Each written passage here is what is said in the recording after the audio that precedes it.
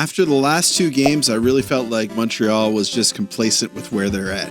Oh my gosh. But I have to say, after this game, I'm still disappointed. Let's talk about it. Like poop through a diarrhea-infected goose. So this is one of the games that I kind of had a problem with. I thought Montreal might have a tough time against the Carolina Hurricane at home. Carolina plays one of those games that just doesn't allow you a lot of opportunities. But I was hoping with a little bit of grit and tight play, they could find opportunities to move the puck up ice easily on the rush and then set up in the zone. But did that happen? Well, I'll tell you in a second here. First of all, I want to thank you all for your continued support. I know I put out the video from last night's game out early at a weird time this morning. I don't like doing that. I know a lot of you watch these videos while you're eating breakfast, and I appreciate that. That's why I make videos like this, and probably works pretty good with the length of the videos that I make. So thank you all for subscribing, like the video, and comment down in the comment section to help me out. So we start where we always start, and I have some interesting news for you this game. The formation of the part. Starting lineup. So we have Caulfield, Suzuki, Slavkovsky, Andersen, Dvorak, Gallagher. Huh? Newhook, Laine, Heineman, Evans, Armia. On defense, we have Matheson, Carrier, Gooley, Hudson, Jackeye, Savard. The odd man out, Struble, but they're running 7 defensemen. Very, very interesting. Let's see if it works out for them, Cotton. In net tonight, Monty returns to net. Yeah, so 7 defense. We'll comment more on that as we get through the recap. So the game starts, puck drops, and it takes 30 seconds. Andersen cracks this one wide open. Off the mark, Martinook wants to get through. It'll be kept in by Gallagher out in front. They'll score! Gallagher, brilliant pass in front to Andersen, who's left all alone. Dvorak also gets an assist on this. Dvorak is he's getting points at the end of the season here. So Montreal is up first. It's incredible. Can they hold the lead? About 30 seconds later, this happens. So right now it'll be Aho, Blake, and Jarvis. This shot deflected out in front. They'll score! That's Jackson, right? Jackson Blake tying it up 1-1. There's a shuffle up in front. Unfortunately, Gooley puts the puck in his own net. Probably not the welcome back that he really wanted. Probably feels pretty bad about that one. But that's okay because Montreal's going to go on a power play courtesy of Kotkaniemi. Takes a tripping penalty. He's going to the box. So they go on the power play. Is the power play clicking?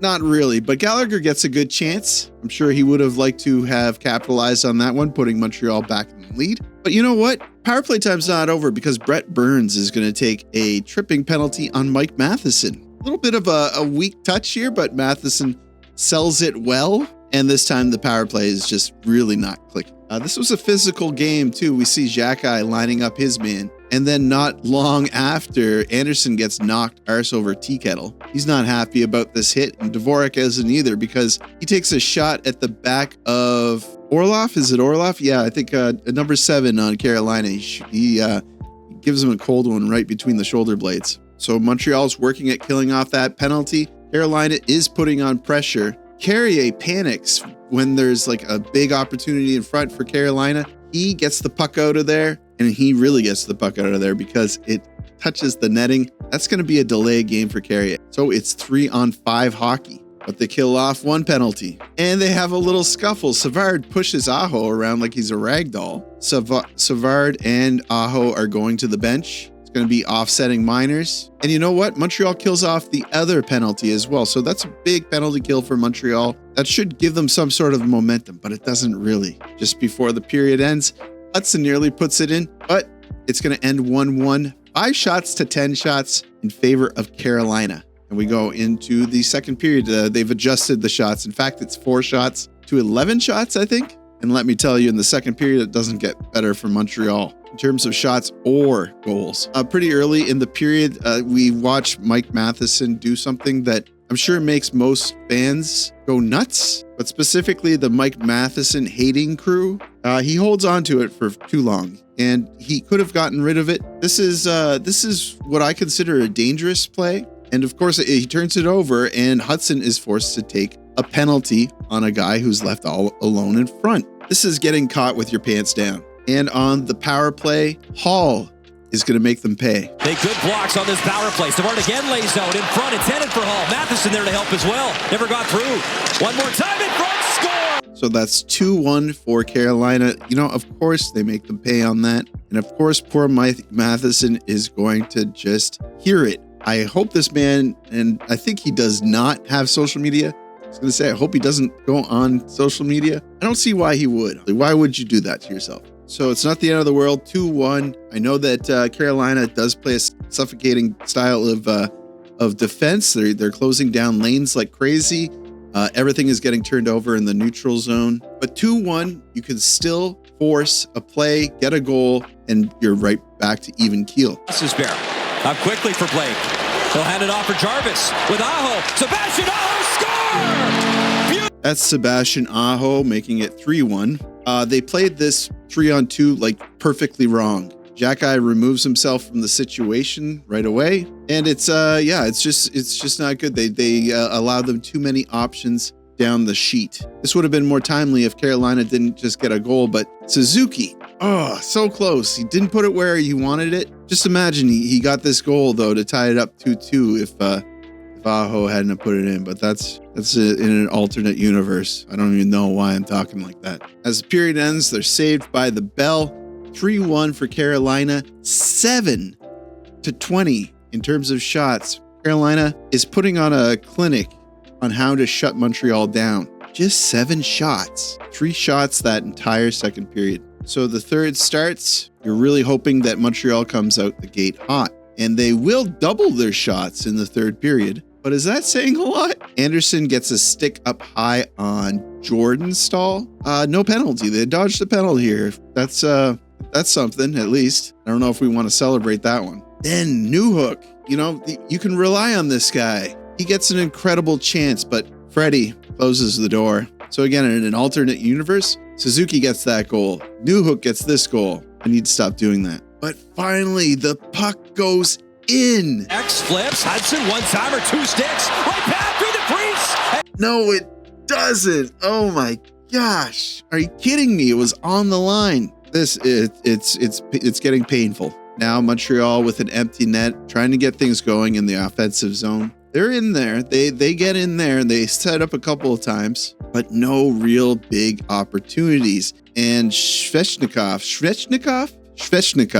makes it 4-1 with an empty net goal, the dagger. So that's going to do it for the game. 4-1 Carolina. Another heartbreaking defeat. The Columbus Blue Jackets also beat the Vancouver Canucks. So Montreal is no longer in a wild card spot, and kind of rightfully so. These were their games to win, and they lost them. Again, I thought Carolina was a long shot, and I certainly didn't predict them only getting 15 shots on net. But I think you could say that they're fully in a slump again. They're such a streaky team. This is the 5th game that they've lost in a row. And looking back at the decision to run 7 defensemen, it put them behind the 8 ball a little bit, because I don't think the Arbor Xhekaj played that much time. Let's take a look at that. Yeah, Arbor Xhekaj played a whopping 3 minutes and 52 seconds. I think he was essentially benched after that fumbled 3-on-2. So basically, they were playing down 2 players.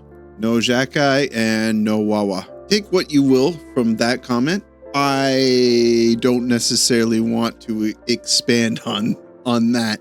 I don't love that happened.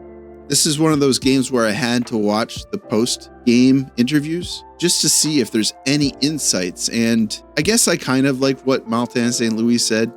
He basically blamed himself. He said everything that he could just to protect his guys, saying that Carolina is a shutdown team. Basically the same things that I said during this video. They don't leave a lot of lanes. You weren't seeing Suzuki break in often. You weren't seeing Newhook or Andersen break in often, although Newhook got lucky a couple of times. Yeah, they couldn't get anything going in the offensive zone. And that's what it kind of boiled down to with Martin St. Louis. And I'm okay with that. At the end of the day, I don't think that the Montreal Canadiens could have possibly predicted that they would have been in a wild card spot this late into the season. There's so many components at work here. There's so many things that are changing. We should be really proud of what they've been able to accomplish. But that's a defeatist way of thinking. I still think that they have a chance, although the Rangers are also up against the Ducks right now. They're up 2-1 heading into the second period. Anything can happen there too. That's going to do it for me, guys. Hope you enjoyed the video. Thank you again so much for your support. It was a rough week for me. Everything, even putting aside how Montreal's been performing. They're doing work in my downstairs basement, which is adjacent to my office, and it's loud. It's annoying. My washroom is torn apart, so I don't have a sink. I don't have a toilet, so I gotta have to truck my butt upstairs to use the washroom. It's pretty aggravating. It's a quality of life thing. It's not the end of the world, but maybe going up and down the stairs isn't such a bad thing for me.